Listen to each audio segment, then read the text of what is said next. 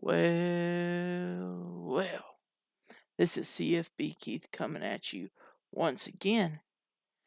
And man, there seems to be like a lot of news in the college football world. So we're going to just briefly touch on everything that's been going on.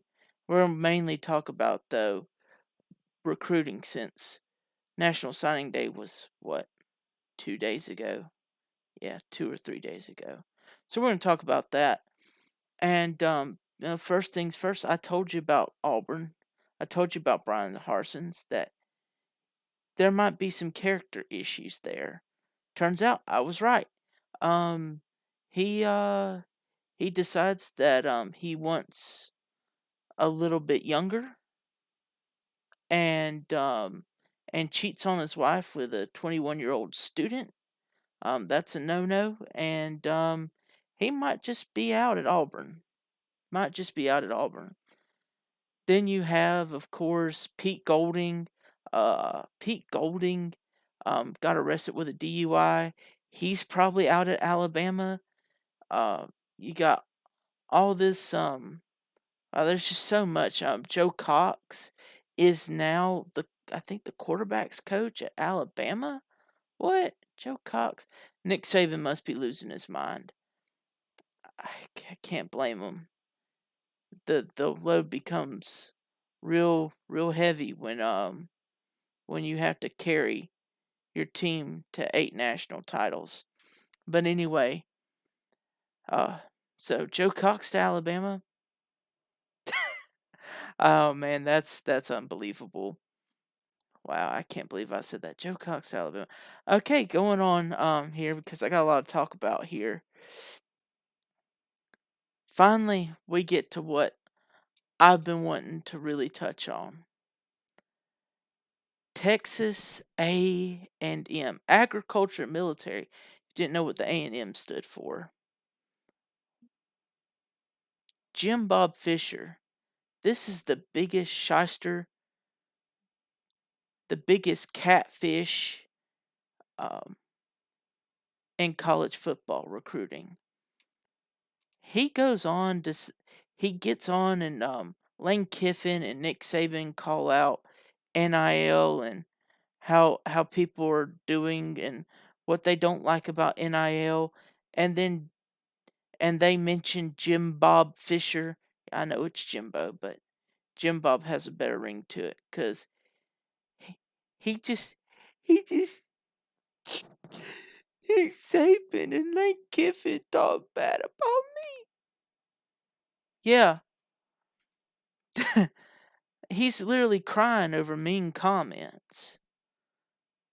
And then he gets defensive like hypocrisy and they do it too and they and I'm just like, and you don't do that? You don't offer players you don't tell players, you don't offer them, but you don't tell players that they could land a nice little NIL deal if they just sign on the dotted line for Texas A&M?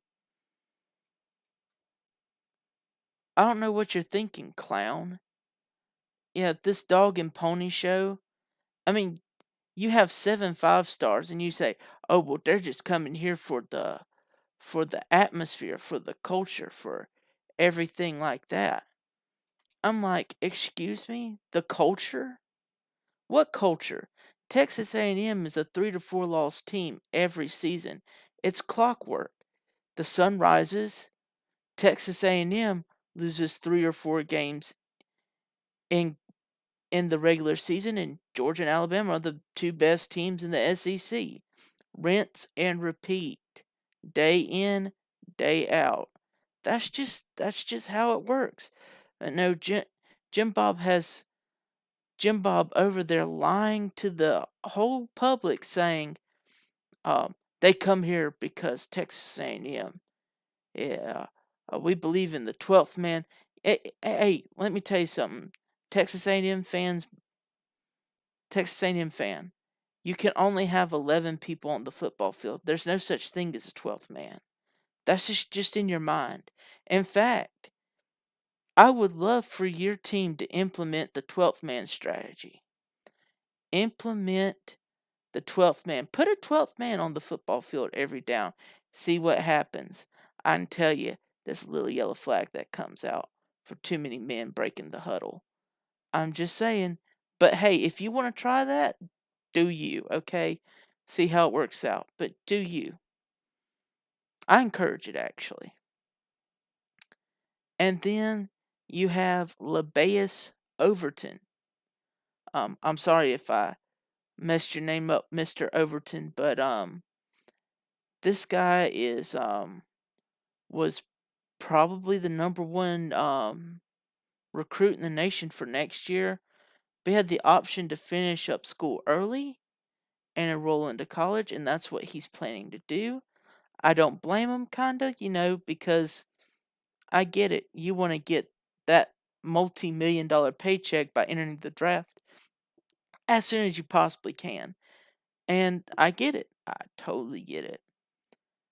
But Texas A&M possibly has 7 5-stars signed to him, possibly 8 with Overton. But JimBob, quit lying to people. Quit lying to yourself. Quit lying to your fans. You know it's NIL. You know that's what's gotten you this far in recruiting.